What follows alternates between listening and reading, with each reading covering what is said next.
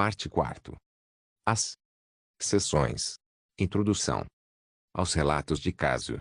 Ao longo de cada sessão de DMT, tomei notas detalhadas de todos os aspectos dos eventos daquele dia, o que os voluntários disseram e fizeram, como eles se pareciam, soavam e sentiam para mim, o estado da ala de pesquisa, o clima e a política mundial, o comportamento e o tom emocional de outras pessoas na sala conosco, incluindo a enfermeira da pesquisa, familiares ou amigos do voluntário e visitantes, e meus próprios pensamentos e sentimentos. Depois de voltar ao meu escritório, ditei essas notas, e minha secretária transcreveu o ditado para um arquivo de processador de texto. Quando impressos, esses registros ocupam mais de 1000 páginas de texto em espaçamento simples. Ao concluir um experimento específico de DMT, enviei ao voluntário uma cópia dessas notas para revisão. Pedi ele ou ela que editasse para maior clareza, precisão e integralidade, bem como que adicionasse qualquer coisa que pudesse ter vindo à mente desde o término do estudo. Alguns voluntários complementaram meus registros com entradas de diário, cartas, arte e poesia relacionadas aos seus encontros com a molécula espiritual. Embora a maioria das sessões envolvesse quantidades psicodélicas de DMT, também houve muitos dias de doses baixas e placebo. Esses dias foram mais tranquilos e nos deram a oportunidade de discutir e trabalhar as sessões anteriores de altas doses. Foi bastante útil para os voluntários fazerem isso em um estado mental menos alterado, ou até mesmo completamente normal. As ondas de choque provocadas por uma grande experiência com DMT se estenderam muito além de uma única sessão, continuando a reverberar em todos os aspectos da vida de alguém por dias, meses ou anos. O DMT afeta muito a nossa consciência, mas não tudo. Se pudermos limitar o número de tipos de experiências que o DMT produz, podemos começar a nos concentrar em um número administrável de hipóteses para ajudar a compreendê-las. Desenvolver agrupamentos coerentes e razoáveis nos ajuda a entender a incrível variedade de histórias que estamos prestes a ouvir. Outro motivo para categorizar essas experiências é apoiar a hipótese de que o DMT administrado externamente provoca estados alterados de consciência semelhantes aos que as pessoas relatam durante experiências psicodélicas espontâneas, estados de quase morte místicos e o fenômeno que chamamos de abdução alienígena. Se as condições induzidas por drogas e as que ocorrem naturalmente parecem ter sobreposição suficiente, isso corrobora o papel do DMT endógeno na produção dessas experiências psicodélicas espontâneas.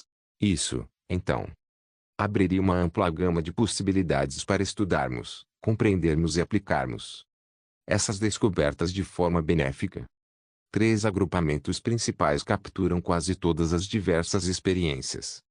Dentro desses relatos, embora as sessões reais de uso de drogas da maioria das pessoas tenham participado de pelo menos 2 desses tipos, uma categoria específica geralmente predominava. 1. Essas 3 categorias são experiências pessoais, invisíveis e transpessoais. As experiências pessoais com DMT limitavam-se aos processos mentais e físicos do voluntário. O DMT ajudou a abrir caminhos para sua psicologia pessoal e sua relação com o corpo. O capítulo 11, Sentindo e Pensando, apresenta vários exemplos desse tipo de resposta. Assim que os voluntários começaram a se aproximar dos limites mais distantes dessa categoria, temas de quase morte espirituais começaram a emergir. O pessoal então se tornou transpessoal. A marca registrada da categoria invisível é um encontro com realidades aparentemente sólidas e autônomas coexistindo com esta. Quando esses planos de existência eram habitados, o contato de nossos sujeitos de pesquisa com esses seres resultava no tipo mais perturbador e inesperado de sessão de DMT. Aborda essas histórias bizarras nos capítulos 13 e 14. As sessões mais procuradas e valorizadas eram as transpessoais. Estas envolviam experiências de quase morte e experiências místicas e espirituais. Descrevo-as no capítulo 15, Morte e Morrer, e no capítulo 16, Estados Místicos, respectivamente. O último capítulo dos relatos de caso, Dor e Medo, discute os efeitos negativos, assustadores e potencialmente prejudiciais do DMT nossos voluntários. Aqui, encontramos os aspectos negativos de todos os 3 tipos de experiências, pessoais, invisíveis e transpessoais. Esta introdução é um bom ponto de partida para abordar como respondemos ao que as pessoas disseram e fizeram durante suas sessões de DMT. No capítulo 7, descrevi como, após administrar a DMT, a enfermeira pesquisadora e eu nos sentamos silenciosamente um de cada lado da cama da pessoa. Permitimos que o voluntário tivesse sua própria experiência, com apenas o mínimo de coaching. No entanto, não podíamos manter posturas absolutamente neutras e passivas quando alguém começava a falar sobre experiências confusas ou angustiantes. Se um voluntário precisasse de nossa ajuda e apoio, nós os oferecíamos. Há uma linha tênue entre apoiar uma pessoa e dizer a ela que tipo de experiência ela acabou de vivenciar. Após uma grande dose de DMT, os voluntários se mostraram extraordinariamente sugestionáveis, abertos e vulneráveis. Esses fatores exigiram uma sensibilidade requintada ao campo interpessoal existente no ambiente naquele momento. Reflexão, apoio, educação, aconselhamento e interpretação são bem diferentes de crítica, argumentação, persuasão e lavagem cerebral. Sentir e pensar. Em sua maioria, as experiências pessoais com DMT permanecem dentro dos limites do próprio corpo e mente, os domínios do sentir e do pensar. Assim, os fenômenos que encontramos não são muito diferentes do tipo de coisas que qualquer psicoterapeuta ouve no consultório, sentimentos baseados no corpo e pensamentos baseados na mente. A maioria dos nossos voluntários esperava, de forma mais ou menos consciente, por um avanço espiritual com a ajuda do DMT, uma resolução final para questões sobre por que nasceram, ou uma união com o divino na qual todos os conflitos terminassem e uma certeza inabalável prevalecesse. No entanto, o DMT, como uma verdadeira molécula espiritual, proporcionou aos nossos voluntários a viagem de que precisavam, em vez da aqueles que desejavam. Alguns sujeitos da pesquisa resolveram problemas pessoais difíceis durante suas sessões. Depois, perceberam que haviam trabalhado algo de forma positiva e se sentiram melhor. Os processos básicos da psicoterapia pareciam estar em ação: pensar, recordar, sentir, conectar emoções com ideias. Para a maioria de nós, enfrentar sentimentos dolorosos é difícil, e o DMT pode tornar esses sentimentos mais fáceis de enfrentar. As sessões de DMT de Stan, por exemplo, o ajudaram a entrar em contato com sentimentos muito crus para serem tocados na consciência cotidiana. Os sonhos são uma ferramenta básica para qualquer crescimento e compreensão pessoal. E o DMT pode gerar imagens oníricas altamente simbólicas. As sessões de alta dose de massa são um belo exemplo de como a molécula espiritual pode nos mostrar o que precisamos saber usando essa faceta específica de seu poder. Para muitos de nós, experiências traumáticas preparam o cenário para reconstituições dolorosamente cegas de situações nas quais enfrentamos esses mesmos sentimentos repetidamente. Uma alta dose de DMT compartilha muitas características com traumas físicos e psicológicos. Veremos como é possível usar esses aspectos de forma útil na história de Cassandra. Eu esperava ver muitos voluntários lidando com conflitos emocionais e psicológicos durante esses estudos. Sessões dessa natureza poderiam ajudar a preparar o caminho para a psicoterapia assistida por drogas psicodélicas em pacientes. Observaríamos como o DMT afetava os voluntários de maneiras potencialmente benéficas e, em seguida, incorporaríamos esses efeitos em quaisquer protocolos de tratamento psicológicos subsequentes. A primeira geração de cientistas psicodélicos fez desses projetos de terapia o pilar das atividades de pesquisa de muitos centros. Essencialmente, faríamos pouco mais do que refazer seus passos, antecipando a renovação de seu trabalho em um contexto contemporâneo. Eu estava pronto para esse tipo de sessão. Eu acreditava que era possível para os voluntários obterem insights valiosos sobre conflitos pessoais, dificuldades e sintomas psicossomáticos usando psicodélicos. Além disso, muitos anos de prática e ensino de psicoterapia psicanalítica me prepararam para lidar com as emoções dolorosas que eu achava que surgiriam durante algumas sessões de DMT. Stan tinha 42 anos quando nos conhecemos e começou a participar dos estudos sobre DMT. Sua esposa, com quem era casada há 14 anos, era terapeuta respiratória e trabalhava com muitos pacientes no centro de pesquisa. Ela achou que ele se interessaria pelo projeto e me ligou. Ele era um dos usuários de drogas psicodélicas mais experientes entre todos os nossos estudos, tendo tomado LSD mais de 400 vezes. Não chamam de ácido à toa, riu ele durante nosso primeiro encontro. Ele tomava LSD ou cogumelos a cada poucos meses, usando-os com vários amigos próximos, com quem compartilhava uma forte crença em seus efeitos benéficos. Stan era casado, tinha uma filha pequena e ocupava um cargo de alta responsabilidade no governo local. Ele tinha estatura e constituição medianas, era bonito e cuidava da aparência. Ele não estava muito inclinado a falar sobre sua experiência anterior e declarou seu interesse nos estudos sobre DMT de uma maneira tipicamente concisa, para aprofundar estudos legítimos e para exploração pessoal. A baixa dose de DMT de Stan, 0,05 mg/kg, foi tranquila. Como muitos outros, ele sentiu vontade de sorrir logo no início da sessão. O dia seguinte foi a sessão de alta dose de Stan. Carregando meu variado conjunto de agulhas, seringas e cotonetes desinfetantes, entrei em seu quarto. E encontrei Stan sentado de pernas cruzadas em uma almofada de meditação, com o encosto da cama levantado o mais próximo possível de um ângulo reto. Ele era uma das poucas pessoas que se sentia melhor sentado do que deitado. Stan não falou muito sobre a experiência de alta dose daquela manhã. Acima de tudo, ele ficou impressionado com a força do início dos efeitos. Na verdade, ele pensou que talvez até tivesse gostado de uma dose um pouco maior que 0,4 mg/kg. Ele também não tinha certeza se o DMT tinha algum efeito benéfico. Não é tão útil quanto o LSD ou psilocibina. É muito rápido. Você não consegue realmente lidar com isso. Você fica totalmente fora de controle. Não foi uma experiência espiritual. Havia muito pouco sabor emocional nisso. Em relação ao que ele realmente viu, tudo o que Stan arriscou foi que havia muitos azuis e roxos caleidoscópicos. Stan passou pelo estudo dose e resposta com sucesso, mas sem que isso lhe causasse uma impressão particularmente profunda. No entanto, ele gostou de participar da pesquisa e queria ser notificado quando o estudo de tolerância começasse.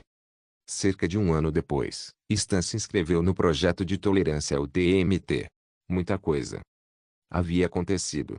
Sua esposa havia sofrido uma recorrência de sua grave doença psiquiátrica e estava pedindo o divórcio. Uma batalha muito difícil pela custódia dos filhos estava se desenrolando, e sua filha de 8 anos estava morando com ele. Eu me perguntei se as sessões de DMT poderiam lhe proporcionar alguma clareza emocional para esses tempos difíceis. Embora os objetivos da pesquisa permanecessem inalterados, Stan era um ser humano passando por uma grande perda, e se pudéssemos ajudá-lo dentro do contexto do projeto, tanto melhor. Como se viu, seu primeiro dia duplo cego foi de droga ativa, 4 injeções consecutivas de DMT em altas doses. As 2 primeiras doses o ajudaram a esclarecer o estresse sob o qual ele estava trabalhando. Havia as cores de sempre. Acho que farei as próximas doses. Apesar da ansiedade, provocando gentilmente, apelando para seu machismo psicodélico, mas também o encorajando a ir um pouco mais fundo, eu disse, não pensei que você teria de outra forma. Ele ficou deitado em silêncio com suas viseiras. Gostei das viseiras. Elas acabaram sendo bastante úteis. Você teve algum pensamento ou sentimento? Eu estava com um pouco de ansiedade, mais ou menos. Não me lembro disso antes. Ofereci esta sugestão. Há muito mais acontecendo em sua vida agora. Eu me pergunto se a ansiedade está relacionada à incerteza e à perda de controle em sua vida agora. Esta é uma droga que causa a perda de controle. Isso pode ser desconfortável.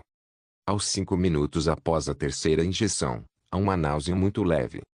Percebi que a náusea em um estado alterado de consciência geralmente é uma maneira do corpo nos distrair da ansiedade e da tristeza.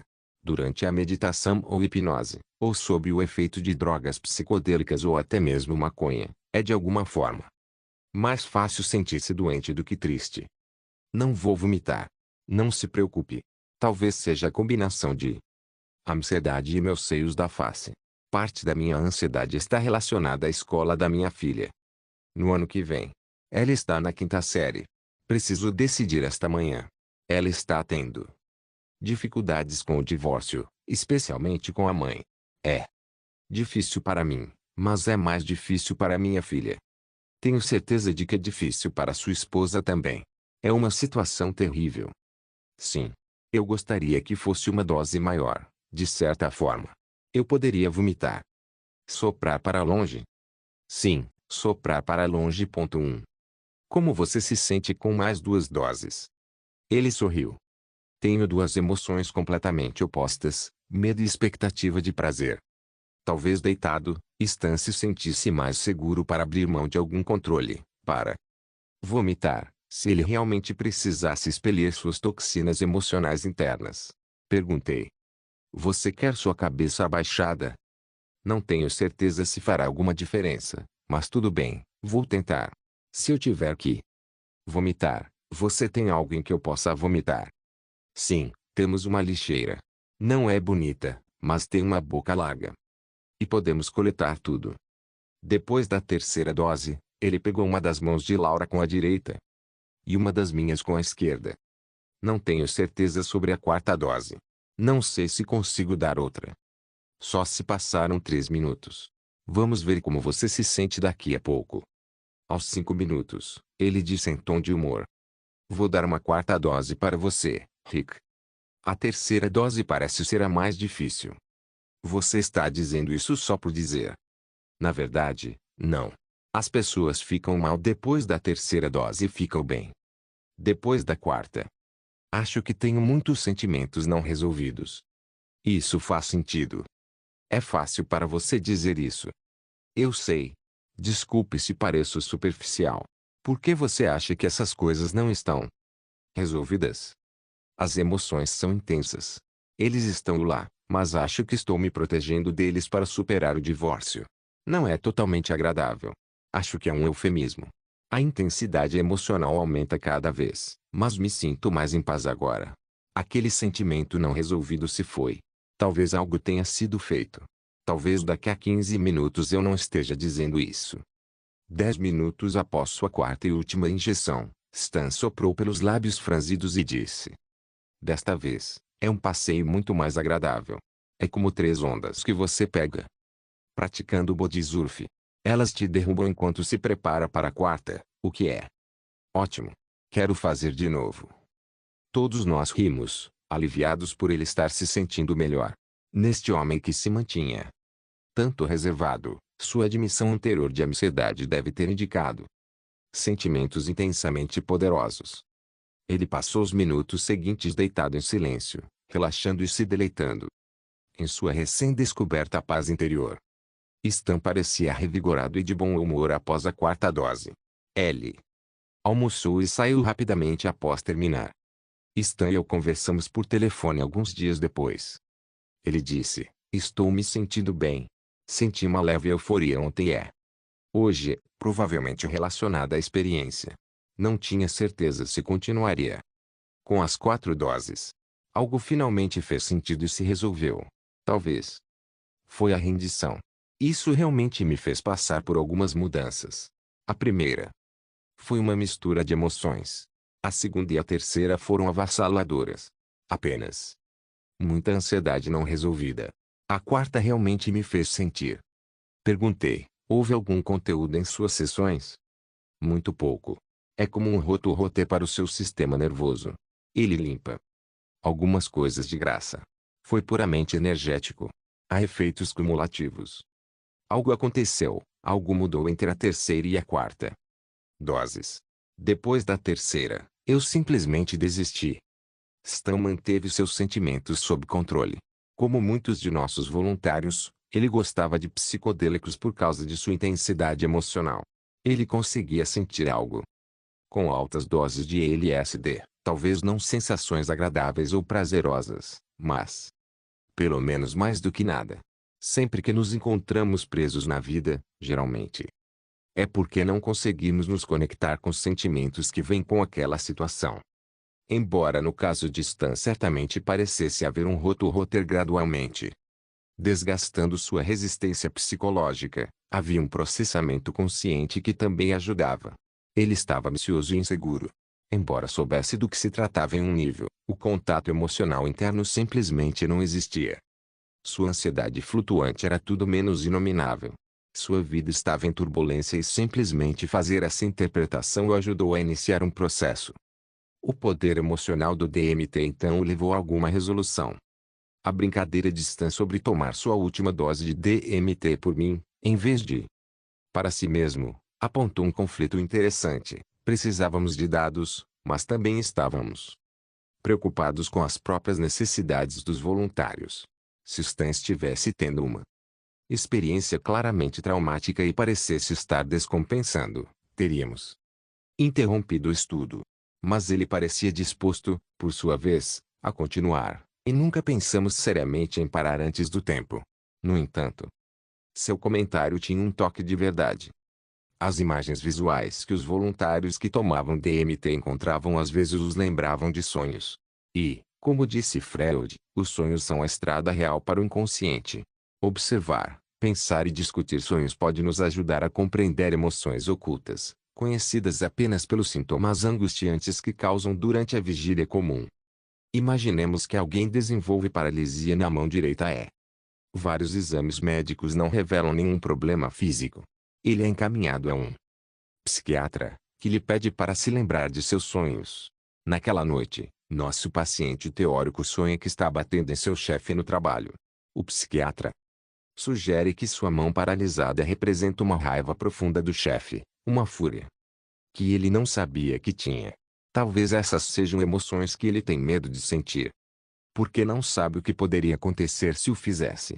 Uma luz se acende na mente do paciente e ele recupera a função da mão.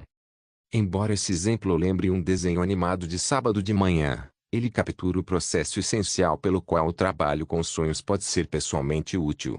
Os sintomas geralmente não são tão óbvios quanto a paralisia. Eles geralmente incluem ansiedade, depressão ou problemas de relacionamento. A abordagem que adotamos para supervisionar as sessões de DMT foi a mais clinicamente neutra possível, mas ignorar as questões psicológicas que emergiam das experiências dos voluntários teria sido negligente. Às vezes, eu tinha que decidir rapidamente se retomaria ou não o fio condutor psicológico pessoal que um sujeito de pesquisa havia iniciado, se deveria impulsionar aquele voluntário apenas o suficiente para ver alguma resolução para sua confusão ou incerteza. Eu também tinha que levar em consideração o risco de que tais comentários ou interpretações pudessem causar alguns efeitos desestabilizadores em sua vida. No caso de Marcia, por exemplo, ela estava com dificuldades no casamento. Ao ingressar no estudo sobre DMT, Marcia tinha 45 anos, havia se divorciado 2 vezes e estava com o marido atual há 6 anos. Ela era descendente de afro-americanos, enquanto o marido era branco. Marcia possuía um senso de humor e franqueza encantadores. Seu humor estava significativamente melhor no último ano do que há algum tempo. Ela sentiu um grande alívio após abandonar um programa de pós-graduação que considerava desumanizador e que não apoiava sua origem racial e étnica. Os problemas contínuos em casa, no entanto, giravam em torno do fato de seu marido estar mais deprimido do que eu, e ela estava pensando em deixá-lo. Marcia havia usado drogas psicodélicas talvez há 30 vezes na vida e as considerava muito reveladoras. Ela se ofereceu para nossa pesquisa. Para ajudar meus amigos, para experimentar esta droga por curiosidade maravilhamento, para ser desafiado e porque meu marido não pode, portanto. Ele pode compartilhar isso comigo indiretamente. Seu marido tinha pressão arterial ligeiramente elevada, o que o desqualificava. Marcia administrou bem sua baixa dose de DMT. A alta dose do dia seguinte a tirou completamente do seu corpo. Ela ficou surpresa ao se encontrar em uma bela estrutura abobadada, um virtual Taj Mahal. Pensei que tinha morrido e que talvez nunca mais voltasse. Não sei o que aconteceu. De repente, bom, lá estava eu. Foi a coisa mais linda que já vi. Marcia descreveu detalhadamente o que viu e como se transformou durante sua experiência. Foi uma manhã extraordinariamente prazerosa. Ouvimos o relato dela e não precisamos acrescentar muito. Ela gostou. Houve pouco conflito e compartilhamos sua felicidade. Marcia participou posteriormente do estudo com ciproheptadina. Quando chegou a hora De sua quarta sessão duplo cega, tínhamos quase certeza, levando em consideração os efeitos de suas sessões anteriores, de que a dose final seria de 0,4 mg/kg puro. Ela começou dizendo: espero conhecer alguns dos meus ancestrais hoje, para me ajudar a lidar com o estresse da minha vida atual. Ela falou sobre seu casamento. Seu marido estava em terapia. A terapeuta dele estava lhe dizendo para ser mais honesta com ela. Como resultado, ele disse a ela que não gostava que ela estivesse engordando, que isso era um desagrado sexual. Ela se perguntou se eu a achava gorda. Ignorei a pergunta dela e sugeri: talvez haja mais. Diferentemente do que apenas o seu peso. Ela assentiu e começamos a nos preparar para a injeção. Poucos minutos antes de dar o DMT em Marcia, seu marido entrou na sala, pronto para se juntar a nós na sessão. O clima na sala era um pouco triste, mas também esperançoso. Ela começou a falar cerca de 15 minutos após a injeção. Eu nunca teria imaginado que seria assim. Não houve transição. Não havia um universo com estrelas e um pontinho de luz como da última vez. Sabe o que aconteceu? Eu estava em um carrossel. Havia todas essas bonecas com roupas dos anos 1890, em tamanho real, homens e mulheres. As mulheres usavam espartilhos. Tinham seios grandes, bundas grandes e cinturas finas. Todas giravam ao meu redor na ponta dos pés. Os homens usavam cartolas, andando em bicicletas de 2 lugares. Um carrossel atrás do outro. As mulheres tinham círculos vermelhos pintados nas bochechas, e havia música de Calliope ao fundo. E havia alguns palhaços, entrando e saindo, não exatamente os personagens principais, mas mais ocupados, de alguma forma mais conscientes de mim do que os manequins. Parecia um sonho. Era também mais um encontro com palhaços. Ou bobos da corte, algo que eu ouvi há algum tempo de outros voluntários. No entanto, eles pareciam menos importantes do que o carrossel e seus sentimentos a respeito. Estávamos conversando sobre questões terapêuticas antes da injeção. Decidi colocar meu chapéu de terapeuta e ver o que acontecia. Quando alguém entra em uma sessão de terapia contando um sonho, eu costumo perguntar. E perguntei desta vez: como você se sentiu? Essa é a pergunta errada, tente outra. Naquele momento, Marcia não estava pronta para trabalhar com o sonho, então respondi aos aspectos mais superficiais de sua experiência, a atmosfera carnavalesca. Foi divertido?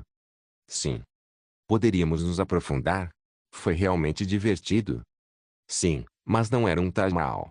Eu esperava ver meus ancestrais, um templo, ou ver africanos altos com roupas antigas. Em vez disso, você estava em um carnaval na feira estadual. Grande momento. Eu era o único humano ali. Eles tinham aqueles sorrisos pintados. Não houve mudança em suas expressões. Pensei: ei, o que está acontecendo? Ela acrescentou.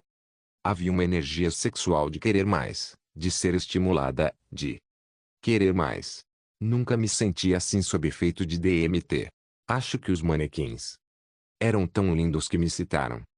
Ela levantou a venda dos olhos e olhou para o marido, dizendo abruptamente: vamos transar.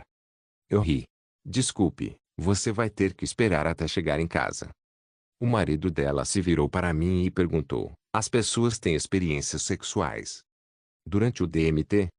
Embora fosse uma pergunta razoável, não se encaixava muito bem nos temas pessoais e emocionais tão ativos naquele momento. Eu precisava responder, mas o fiz brevemente com a esperança de recuperar o rumo. A energia sexual, mas não sentimentos que geralmente se assemelham a relações sexuais. Eu sabia que precisava agir rápido se quisesse ajudar de alguma forma a interpretar as características oníricas da sessão de Marcia. O que a molécula espiritual estava tentando nos dizer. Os manequins eram brancos. Eram anglo-saxões. Sim, todos eram. Não havia pessoas de cor em nenhuma das coisas que eu já vi dos anos 90 gays. É interessante. O DMT parece ter seus próprios interesses. O que você acha disso? Eu simplesmente não consigo entender. Estou exausta e faminta. Arrisquei. Parece um exagero ou uma caricatura da beleza anglo-saxônica. É interessante dentro do contexto do que estávamos falando. Suas preocupações com seu peso. É verdade. Talvez eu devesse me divertir com a minha silhueta. Ela olhou para o marido e disse: Eu contei ao Rick que você achava que eu era gorda, que isso fazia parte da sua terapia. Ele pareceu um pouco envergonhado. Quando eu era jovem, eu era bem magra. Quando meu marido e eu nos conhecemos, eu tinha 9 quilos a menos do que agora. Eu parecia um boneco palito. Essa não é a minha cultura.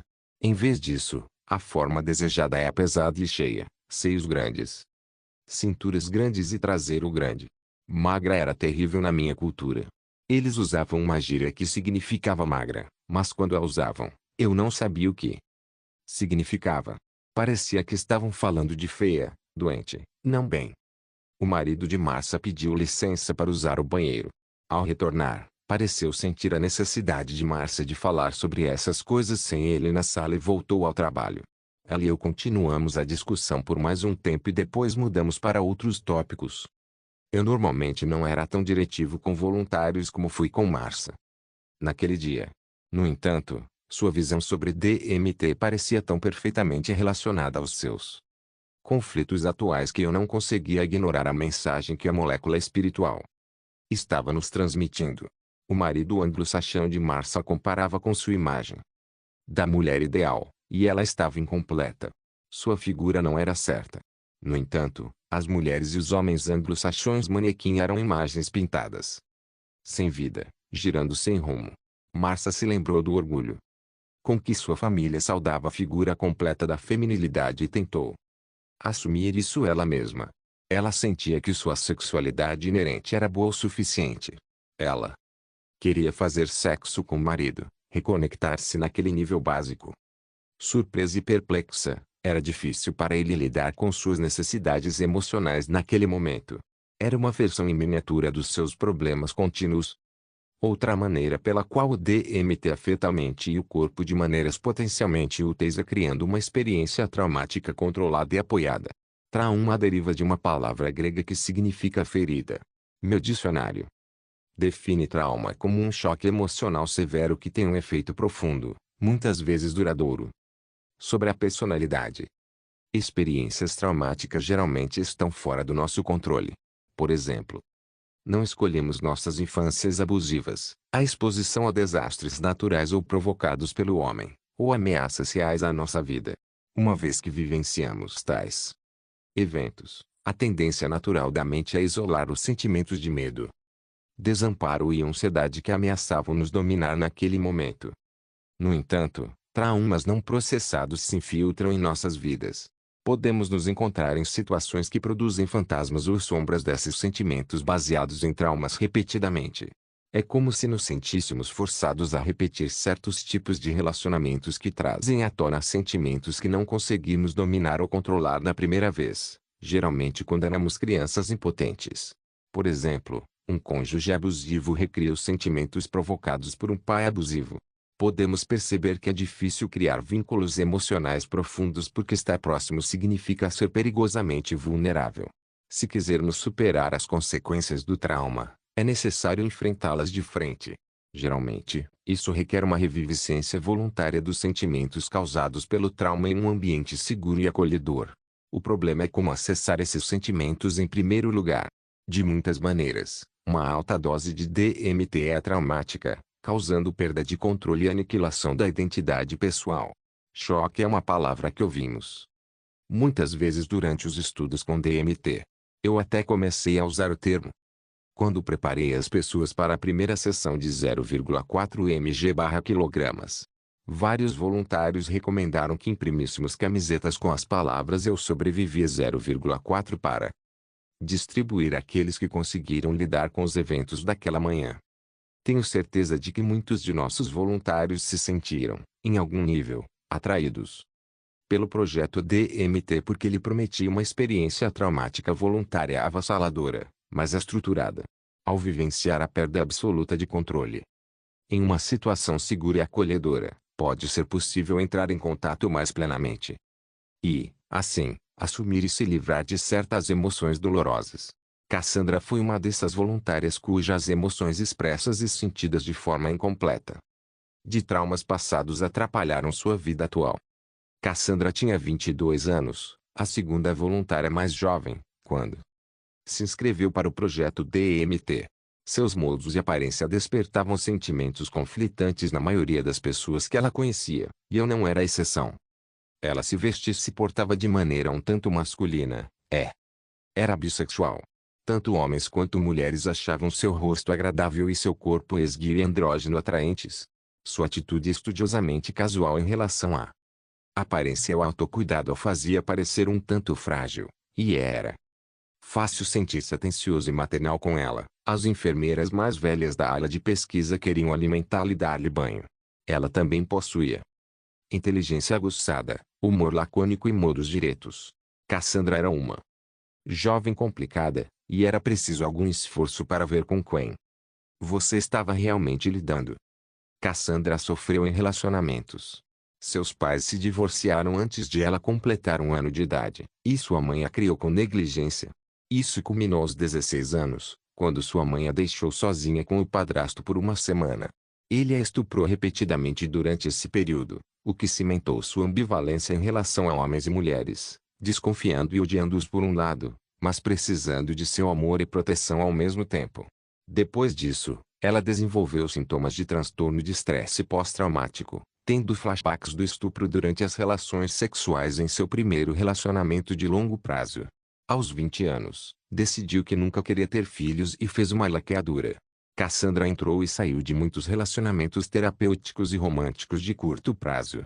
No início, ela idealizava e romantizava o terapeuta ou amante. Então, ela sentiu decepção e desprezo pela incapacidade dele ou dela de proporcionar a empatia de que tanto precisava. Ela era amiga de um de nossos voluntários, e eles se envolveram sexualmente após concluírem o estudo de tolerância. Logo depois, ela deixou o país, sem deixar endereço para correspondência. Incluo a história de Cassandra aqui, embora ela também pudesse pertencer aos capítulos sobre contato com entidades ou experiências místicas.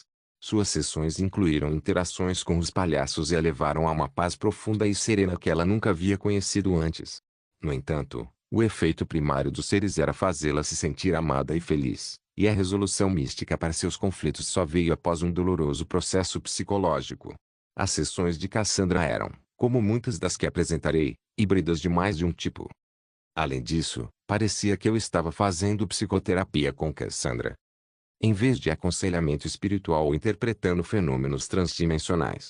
Portanto, a colocação na categoria pessoal de experiências, sentimento-pensamento, relaciona-se com o tipo de resposta que sua sessão evocou em mim, tanto quanto nela. Ela tinha poucas expectativas declaradas sobre sua participação em nossos estudos. Quero ver como é a sensação do DMT. Além disso, ela pediu que não lhe fizéssemos muitas perguntas, para que eu pudesse simplesmente apreciar os efeitos. Não fomos tão levianos ao considerar a capacidade de Cassandra de administrar altas doses de DMT. Sabíamos que ela podia ser volátil e que era importante ter um cuidado especial para evitar que ela se sentisse forçada a algo. Não queríamos repetir nenhum tema de estupro no quarto 531. A baixa dose de DMT administrada por Cassandra foi suave e agradável. Nós nos encontramos no dia seguinte para sua dose alta de 0,4 mg/kg, sem cegas. Quando ela começou a descer, disse: algo pegou minha mão e me puxou. Parecia dizer: vamos. Então comecei a voar por um ambiente intenso, parecido com um circo. Eu nunca tinha estado tão fora do corpo antes. Primeiro, senti uma coceira no local onde a droga entrou. Passamos por um labirinto em um ritmo incrivelmente rápido. Digo nós porque parecia que eu estava acompanhado. Foi legal. Havia um espetáculo circense maluco, simplesmente extravagante. É difícil descrever. Eles pareciam palhaços. Estavam quase se apresentando. Para mim, eram engraçados, com sinos nos chapéus, narizes grandes. No entanto, eu tinha a sensação de que eles poderiam se voltar contra mim, um pouco menos do que completamente amigáveis. Quero fazer de novo. Quero ver se consigo ir mais devagar. Liguei para Cassandra no dia seguinte. Ela disse: é impossível entender. Prefiro fazer de novo, para ver como é. É revigorante mudar de perspectiva, ver como meus problemas cotidianos são insignificantes. Me senti em paz esta tarde. Houve um breve momento em que quis que acabasse porque era tão intenso, mas me lembrei de respirar e me acomodei novamente. É tão estranho. Impossível de se preparar, de saber o que esperar. Prefiro não me introspectar muito. Ela concordou em participar do estudo de tolerância. Cassandra estava de bom humor quando nos encontramos na sala 531, um mês depois. Ela começou, pedi demissão do meu emprego no restaurante local onde eu estava trabalhando. Não tenho certeza do que vem a seguir na minha vida agora. Conheci uma mulher de quem gosto muito, penso muito nela. Perguntei, o que você está pensando sobre o estudo hoje? Após a alta dose no mês passado, eu realmente me senti no meu corpo. Pela primeira vez na minha vida. Geralmente vivo na minha cabeça. Lembro-me dessa sensação. Foi terapêutico. Eu gostei da sensação de estar no meu corpo. Você consegue levar isso com você? Ela respondeu, é difícil fazer tudo de uma vez. Estou fora de contato com meu corpo há tanto tempo, lutando contra ele, que imagino que será um processo gradual. Descobrimos que este primeiro dia de tolerância duplo cego era droga ativa. Percebemos no ponto de 2 minutos, quando a frequência cardíaca e a pressão arterial de Cassandra aumentaram drasticamente. Ela não falou muito sobre sua primeira dose naquela manhã. Ela parecia estar se orientando, mantendo as cartas escondidas. Ao terminar de responder a primeira das 4 escalas de avaliação, disse, pensei muito na minha nova amiga. Isso foi bom, mas esta próxima. Quero ser toda a minha viagem. Assim que conseguiu falar após a segunda dose. É engraçado. Eu me soltei mais desta vez. Isso não foi problema algum. Era tudo sobre me sentir bem. Não houve revelação, nenhuma conotação significativa. O corpo era um verdadeiro obstáculo, não é? Eu definitivamente senti a presença de outras pessoas. Elas foram gentis comigo, simpáticas e atenciosas. Pareciam pequenas, como se pudessem entrar no meu corpo e mente naquele espaço. Havia uma sensação total de perder meu corpo, mas as pequenas presenças sabem como entrar nele de alguma forma. Como você se sente em relação à terceira dose? Você deveria patentear. Acho que é tarde demais para isso. Se eu pudesse apenas manter esse sentimento. Se todos fizessem isso todos os dias, o mundo seria um lugar muito melhor. A vida seria muito melhor. O potencial para o bem é tão grande. Sentir-se bem consigo mesmo. Acho que a meditação deveria te levar ao mesmo lugar. Não tenho certeza se isso é possível. Eu também não. 10 minutos depois da terceira dose, Cassandra começou a sorrir. Nesse momento, também houve uma tosse horrível no corredor. Ainda consigo sentir. Eu seguro toda essa coisa, essa merda, no lado esquerdo do meu abdômen. Desta vez, entendi a mensagem para me livrar de tudo isso. Ainda sinto o relaxamento. É quente e formigante.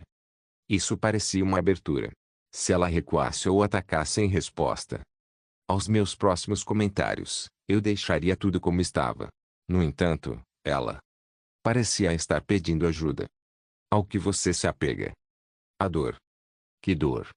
Acho que toda a dor. Ela começou a chorar. Acho que toda a dor que já senti. Tem muita coisa aí? Sim. Ela começou a chorar mais copiosamente. Tudo bem sentir, chorar e deixar ir também. Essa é a parte boa, deixar ir. Aos 15 minutos, ela suspirou. Sinto como se tivesse um novo corpo. É muito mais consciente. É seu. Ela riu secamente e começou a chorar mais profundamente. Estas não são lágrimas de tristeza, são lágrimas de iluminação. Não importa. Senti seu arrepio quando ela disse. Sim, importa. Refletindo sobre ela ainda mais atentamente, ofereci, acho que são uma espécie de lágrimas de limpeza. Sim. Serei um guru depois desta manhã. Sabe como é a busca de todos para encontrar o significado ou o propósito da vida? Bem, é sentir assim a vida. Não é fácil normalmente. O que você quer dizer? Tudo sobre a vida. Não é muito empoderador.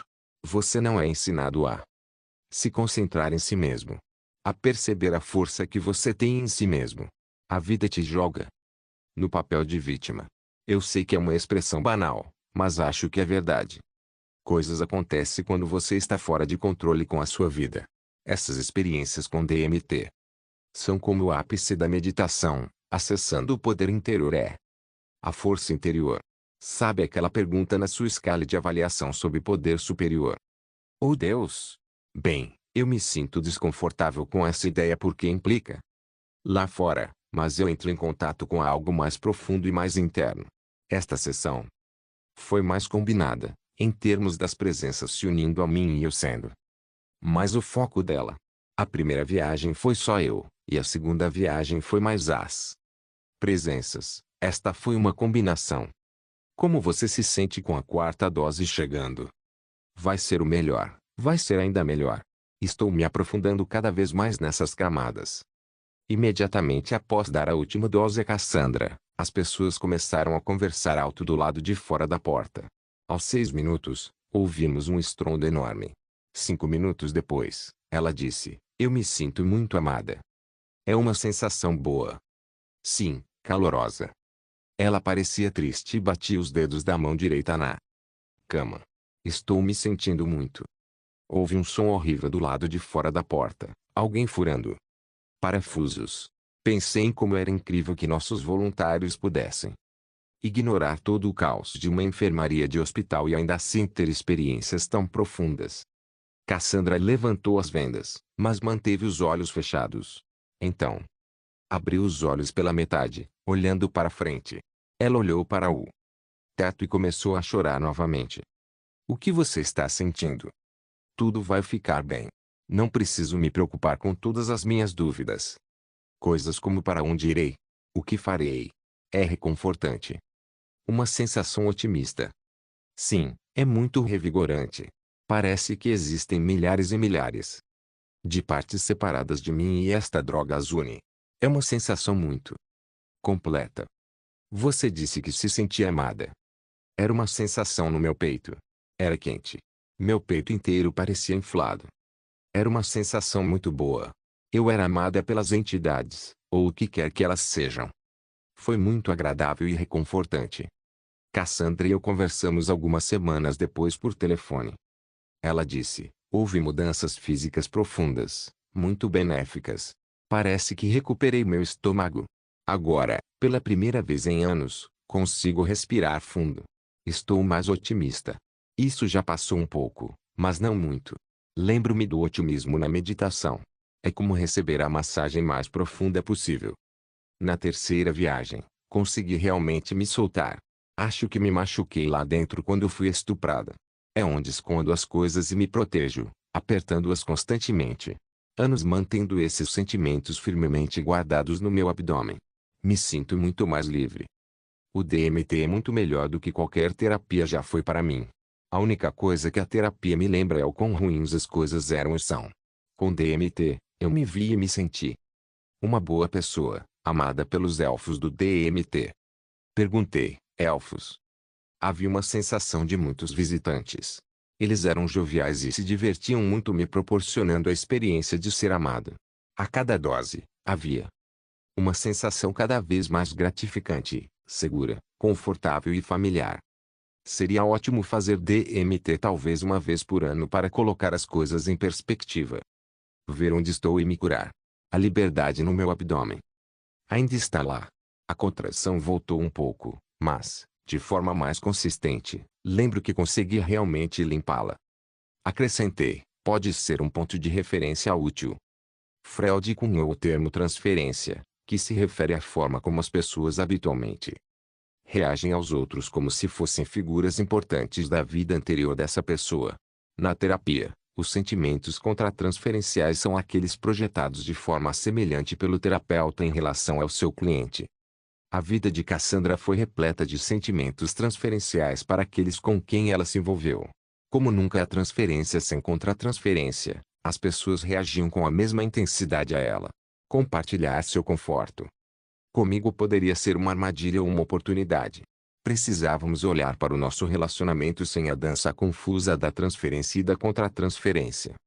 No mês seguinte, Cassandra retornou para a segunda metade do estudo de tolerância, 4 doses consecutivas de placebo. Depois de terminarmos a quarta dose de água salgada, eu disse, obrigada pela sua participação. Obrigada. Foi fácil conversar com você. Tomei isso como uma oportunidade para trabalhar um pouco antes de me despedir. Ela estava sóbria e estável, então abordei diretamente o tema subjacente. Será que você teve alguma dificuldade no início em confiar em um médico? Queria incapacitá-la com um medicamento. Ela respondeu, eu fui em frente. Eu confiei em você. Nunca me preocupei. Com isso, você mudou a minha vida. Sabendo que Cassandra colocava as pessoas em pedestais antes de derrubá-las. Respondi com muito cuidado, eu ajudei a criar o contexto para você mudar a sua vida. Acho que sim. O DMT te desnuda até a alma. Eu sei que não há nada com que se preocupar. O DMT me mostrou como enxergar além de tudo. Basicamente, tudo ficará bem. Lembro-me de uma ideia de Samuel Coleridge. Se você tiver um sonho maravilhoso em trouxer uma rosa com você e então acordar e a rosa estiver na sua mão, isso significa que o sonho foi real. Quando cheguei em casa e vi os hematomas e os buracos no meu braço, eu realmente senti isso, que aquilo realmente aconteceu, e que eu realmente estava onde estava. E senti o que senti. O caso de Cassandra nos mostra o quão crucial é responder adequadamente a quaisquer questões que o DMT levante. Eu disse o mínimo necessário para manter o processo dele em andamento, sem tentar julgar, levar o crédito ou trair sua confiança. Fazer isso teria prejudicado o importante trabalho que ela estava fazendo, e muito provavelmente ela o vivenciaria como mais uma violação de sua integridade. Com Cassandra, houve uma mistura de vários temas diferentes. No entanto, o principal parece ter sido o reencontro com o trauma psicológico de seu estupro por meio do sintoma de sua dor abdominal. O DMT facilitou o contato emocional com o que sua dor física representava e, de fato, onde ela começava. A molécula do espírito ajudou, demonstrando que ela podia perder o controle, particularmente perto de um homem poderoso, e estar segura e amada ao mesmo tempo. As questões sobre quem amava e lhe dizia que ela era boa, e a natureza desse amor, nos levam a outras categorias, como o contato com os seres e a espiritualidade. Tanto Marcia quanto Cassandra encontraram palhaços e presenças que pareciam residir em algum lugar diferente do quarto 531. Vamos agora examinar esses outros mundos e seus habitantes, aos quais a molécula espiritual pode nos levar. Eles não são pessoais nem transpessoais por natureza. Em vez disso, são invisíveis e, para os voluntários e a equipe de pesquisa, bastante surpreendentes e inesperados. Mundos invisíveis. Neste capítulo, começamos a seguir a molécula espiritual em um território mais inesperado. Esse terreno não é tão fácil de reconhecer ou compreender porque as experiências estão menos claramente relacionadas aos pensamentos, sentimentos e corpos de nossos voluntários. Em vez disso, elas sugerem níveis de existência autônomos e independentes dos quais, no máximo, temos apenas uma vaga consciência. Esses relatos desafiam nossa visão de mundo e elevam a intensidade emocional do debate. É um sonho? Uma alucinação? Ou é real? Onde? Esses lugares são? Dentro ou fora? Essas são algumas das perguntas que começaremos a ponderar ao analisarmos os relatos a seguir. Voluntários já se referiram a esses lugares. Marcia viajou para o Taj Mahal e Cassandra foi arrastada para o espetáculo circense maluco cheio de palhaços e outros seres. Neste capítulo, vou me concentrar na questão do onde. Para onde o DMT nos pega pela mão e nos leva. Esta é uma parte necessária do mapeamento do território da molécula espiritual. Um aspecto interessante desses relatos é que eles são, em sua maioria, trechos. Em vez de registros de sessões inteiras. Raramente o ambiente do DMT, por si só, ocupou o centro do palco durante a viagem de alguém. Certamente, os espaços em que os voluntários se encontravam eram altamente incomuns. No entanto, mais importante era o significado ou o sentimento, a informação, associada ao local onde estavam. É claro que, uma vez que outras formas de vida começaram a aparecer nesses espaços, era difícil não se deixar levar completamente por sua existência. E esses relatos, com razão, são tema de capítulos separados. Apesar de sua natureza estranha, esses trechos são introdutórios. Eles preparam o cenário para a próxima camada de existência, qual a molécula espiritual. Conduz. Onde é o pano de fundo, o cenário? Quem chega ao cerne dessas questões? Mas primeiro, vamos nos familiarizar com a paisagem. No nível biológico mais básico, estava a percepção do DNA e de outros componentes biológicos. Cal foi nosso primeiro voluntário no estudo dose-resposta, DMT-1. Ele começou a falar 2 minutos após receber sua primeira dose baixa, não cega. Havia espirais do que parecia DNA, vermelho e verde. Felipe, sobre cuja experiência angustiante com 0,6 mg/kg já lemos. Também reconheceu o padrão familiar de dupla hélice, desta vez com sua dose duplo cega de 0,4 mg/kg. Os visuais estavam voltando para tubos, como protozoários, como interior de uma célula, vendo o DNA girando e espiralando. Pareciam gelatinosos, como tubos, dentro dos quais havia atividades celulares. Era como uma visão microscópica deles. Cleo, cuja experiência de iluminação discutiremos em um capítulo posterior, também teve visões de DNA. Havia uma coisa espiralada, tipo DNA, feita de cubos incrivelmente brilhantes.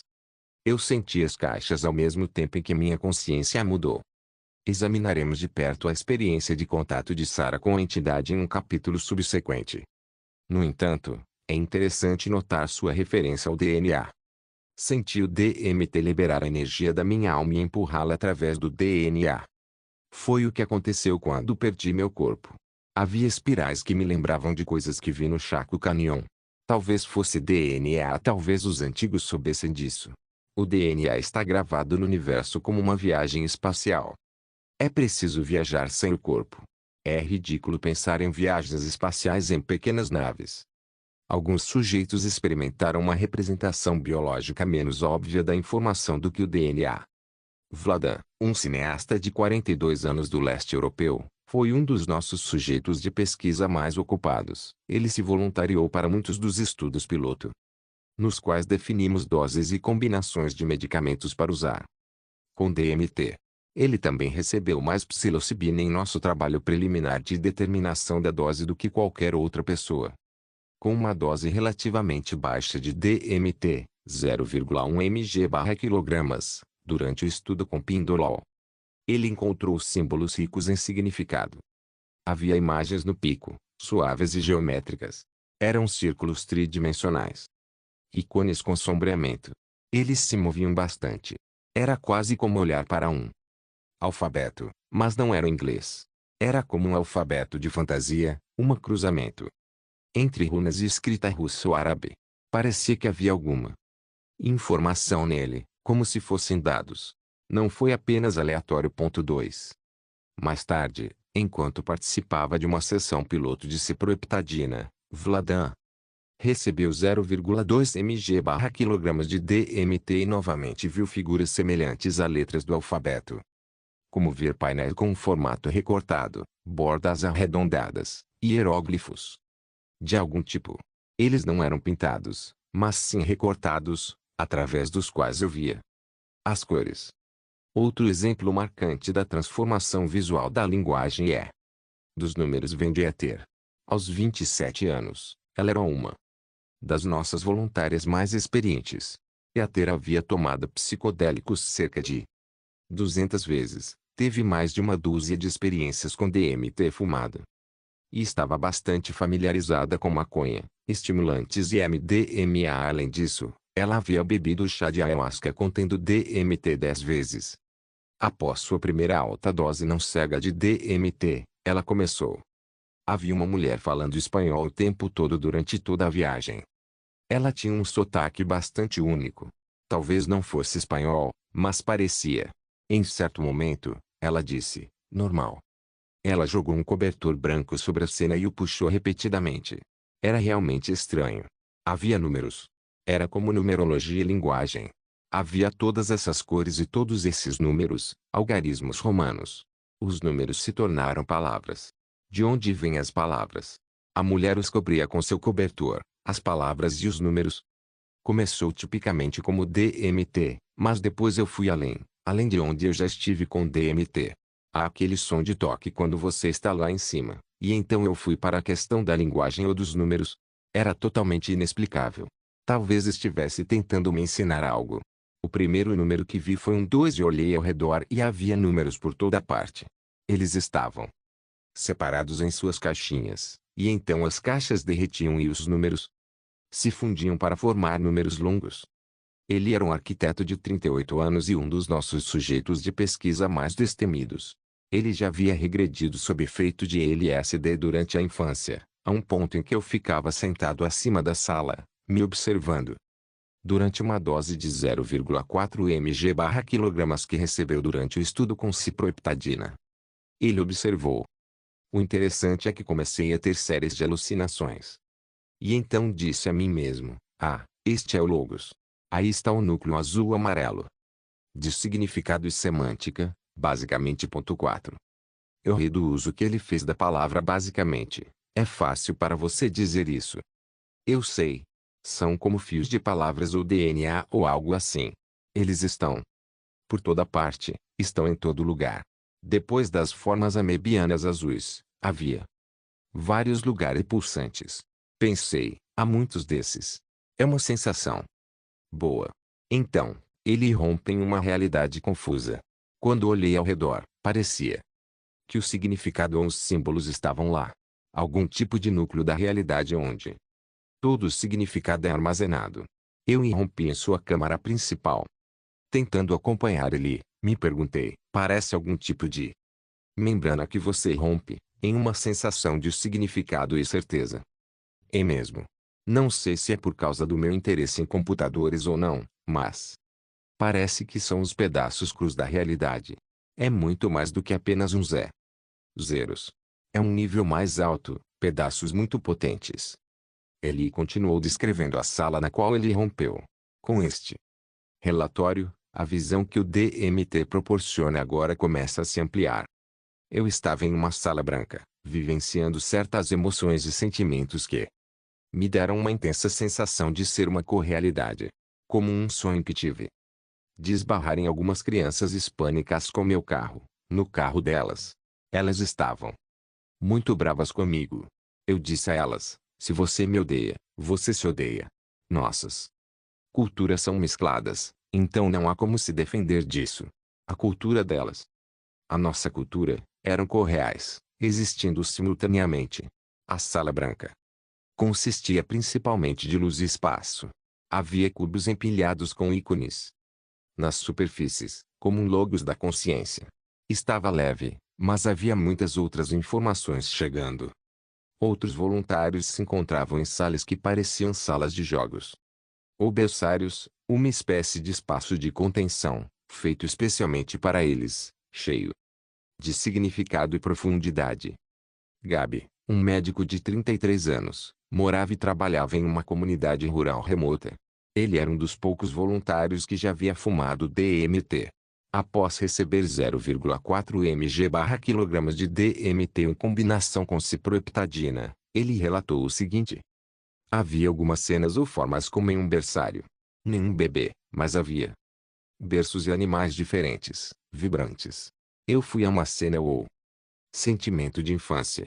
Era como se eu estivesse em um carrinho de bebê, imagens de criança. Era meio assustador. Não consigo descrever. Talvez eu pudesse desenhar. Era como estar em um quarto, como uma criança, com um carrinho de bebê. Havia pessoas parecidas com desenhos animados na sala, mas não eram o que eu queria ver. Aaron estava na vanguarda do aprimoramento da consciência usando tecnologias legais, dispositivos eletrônicos como máquinas de ondas cerebrais, suplementos e vitaminas, e disciplinas espirituais orientais. Ele tinha 46 anos quando começou a trabalhar conosco. Aaron era um dos poucos voluntários judeus em nosso estudo, e eu senti uma certa afinidade com ele.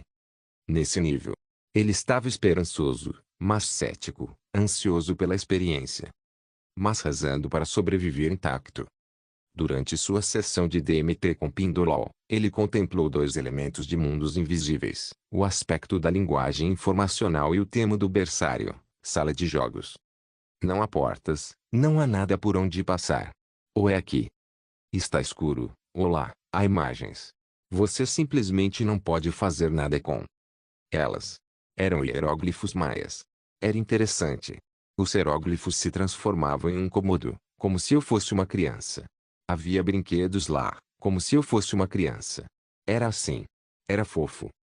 Em uma escala um pouco maior, a molécula espiritual levou outro voluntário a uma espécie de apartamento. Tirone tinha 37 anos quando participou do estudo dose-resposta. Ele era um ex-aluno meu, um psiquiatra júnior que supervisionei por um ano. Ao emergir de sua dose duplo cega de 0,2 mg/kg de DMT, ele relatou. Era uma cena de apartamentos do futuro. Ele riu de como era inesperado. Como alojamentos, eram lindos. Rosa, laranja, esse tipo de cores, amarelo, muito brilhante. Perguntei, como você sabia que eram do futuro? Os lugares para sentar, fazer coisas, os balcões, eram moldados nas paredes. Nunca vi nada parecido. Tinha um visual realmente moderno. A natureza quase orgânica do apartamento era linda. Não era apenas funcional. Havia vida nos móveis, como se fossem moldados a partir de algo vivo, um animal, um ser vivo. Fiquei maravilhado com os apartamentos. Uma apreciação artística, como olhar para uma bela pintura e me perder nela, perdido na felicidade. No final, passei além dos apartamentos. Entrei em um espaço, uma fenda na terra. Não era horizontal, era vertical. Uma fenda no espaço. Aaron também participou do estudo de Ig. Vários dias após a sessão em que recebeu a dose de 0,4 mg/kg de DMT, ele nos enviou anotações manuscritas que capturam, melhor do que a minha, uma descrição de onde ele esteve naquele dia. Aqui vemos alguns vislumbres da natureza habitada desses espaços estranhos. Não havia como voltar atrás. Depois de 1 ou 2 instantes, percebi algo acontecendo à minha esquerda. Vi um espaço psicodélico, colorido como da Igloo, que se assemelhava a uma sala cujas paredes e piso não tinham separações ou bordas nítidas. Ele pulsava eletricamente, erguendo-se à minha frente. Havia uma mesa semelhante a um pódio. Parecia que alguma presença estava me servindo, tratando algo. Eu queria saber onde estava e senti a resposta de que eu não tinha nada a ver com aquilo. A presença não era hostil, apenas um pouco irritada e brusca. A dose duplo cega de 0,4 mg/kg de Felipe era definitivamente mais fácil de administrar do que sua overdose de 0,6 mg/kg, e ele se lembrava bem disso. Nesta sessão, o local se expande para incluir observações em escala ainda maior. Os visuais implacáveis, ásperos e crepitantes, não duraram muito. Então eu estava acima de uma paisagem estranha, como a terra, mas muito sobrenatural. Montanhas de algum tipo. Era muito amigável e convidativo. Era tão real que eu tive que abrir meus olhos. Quando fiz, a cena se sobrepôs à sala. Fechei meus olhos. E isso removeu a interferência com o que eu estava vendo. Era como um pôster da Igloo super brilhante, mas muito mais complexo. Eu estava pairando quilômetros acima dele. Eu tinha a sensação muito distinta de estar fazendo isso, não apenas a percepção visual. Havia alguns telescópios, ou antenas parabólicas de micro-ondas, ou coisas tipo torre de água. Com antenas. Eu gostaria de poder te pegar pela mão e te mostrar uma vasta extensão de horizonte. O sol era diferente, cores e matizes diferentes do nosso sol. Vamos encerrar este capítulo com a descrição de Sean de um mundo DMT que parecia muita com o nosso. No entanto, esse mundo não tinha nada a ver com o quarto 531, e havia outras pessoas além de Lauriel habitando-o. Gosto deste exemplo porque combina o material deste capítulo com o que se segue. Em outras palavras, é outro lugar com alguém. Lá há algo acontecendo, mas tão familiar que nos engana sobre sua alteridade. Leremos sobre a experiência de iluminação de Sean com mais detalhes mais tarde. No entanto, para nossos propósitos, o que é interessante notar é o que ele nos contou. Após sua terceira sessão de 0,3 mg/kg de DMT durante o estudo de tolerância, quase como uma reflexão tardia, antes de começarmos sua quarta e última dose, ele disse: "Ah, sim, havia pessoas e guias Eu estava com uma família mexicana. Na varanda de uma casa no deserto. Havia um jardim lá fora. Havia crianças e outras coisas. Eu estava brincando com as crianças. Eu fazia parte da família. Eu tive a sensação de um velho parado atrás de mim ou em algum lugar ao meu redor. Eu queria falar com ele, mas ele me fez saber, de alguma forma, que era mais importante visitar a jovem. Foi bem tranquilo, tranquilo. Parecia tão natural e completo enquanto acontecia. Não era um sonho. Nada. Pensei, parece um dia bem comum, e então parei Pensei, não, estou viajando. Havia alguns negros também, meio que me puxando. Havia uma curiosa sensação de estar sendo extraído. Era uma sensação chocante. Eu estava sendo chamado para longe. Tentando manter sua linha de pensamento fluindo, sugeri, parece algo saído dos livros de Carlos Castaneda. 5. Parece, não é? Não, eu não tinha pensado nisso. Talvez você ache que essas percepções não são tão estranhas, afinal, todos nós sonhamos com lugares e coisas incomuns. No entanto, nossos voluntários não apenas viram essas coisas, mas sentiram uma certeza inabalável de que realmente estavam lá. Abrir os olhos a qualquer momento sobrepunha essa realidade sua. Agora manifesta, mas anteriormente invisível. Eles também não estavam dormindo. Estavam hiperconscientes e despertos, capazes de se dizer para fazer coisas neste novo espaço. É incrível a frequência com que os ouvi dizer, olhei ao redor e vi. Ouvir essas experiências também começou a expandir meus limites como psiquiatra clínico e pesquisador. Fiz poucos comentários sobre os relatos das pessoas sobre esses reinos invisíveis. Era difícil acompanhar, e eu não sabia o que dizer. Foi nesse ponto que comecei a ter que lutar contra a tendência de considerar essas histórias como sonhos ou frutos de suas imaginações, amplificadas pelo DMT. Por outro lado, também comecei a duvidar do meu próprio modelo sobre o que exatamente acontece com o DMT. As pessoas estavam realmente em outro lugar. Ponto de interrogação que exatamente elas estavam testemunhando. Estas não são questões triviais. Como vimos no capítulo anterior, respostas sensíveis, empáticas e encorajadoras são cruciais no trabalho com pessoas sob a influência de DMT. Um comentário descuidado, duvidoso ou cético poderia fazer com que alguém se sentisse mal e desconsiderado, o que poderia rapidamente levar a um resultado negativo ou assustador. Temos uma indicação disso na rejeição categórica de Sean à minha sugestão de que sua cena familiar mexicana se baseava em uma lembrança dos livros de Carlos Castaneda. Ele estava com eles, não era outra coisa. Além da necessidade de acompanhamento próximo e respostas empáticas às experiências dos voluntários, eu também precisava ajudá-los a entender o que havia acontecido com eles. Quando se tratava da paisagem invisível, todos nós enfrentávamos desafios mais difíceis para entender o que estava acontecendo. Como veremos nos próximos 2 capítulos, isso se tornou uma questão ainda mais urgente quando o contato com os seres predominou nas sessões das pessoas. Ponto continua.